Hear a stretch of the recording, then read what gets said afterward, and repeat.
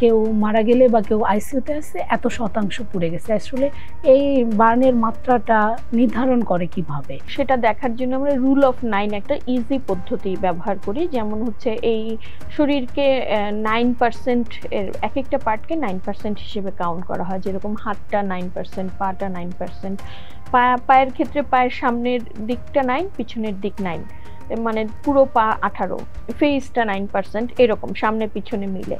কিন্তু বাচ্চাদের ক্ষেত্রে এই মাপটা আবার একটু ডিফারেন্ট হয়।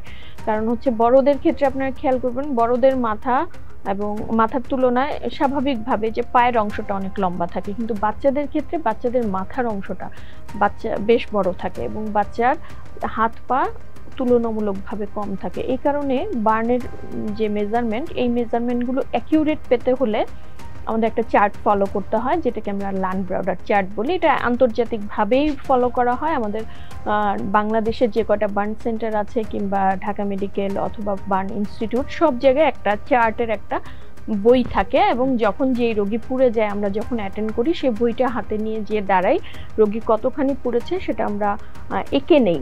আচ্ছা। এবং এঁকে নেওয়ার পরে আমরা পার্সেন্টেজটা বসিয়ে কত পার্সেন্ট সেটা একটা পাই।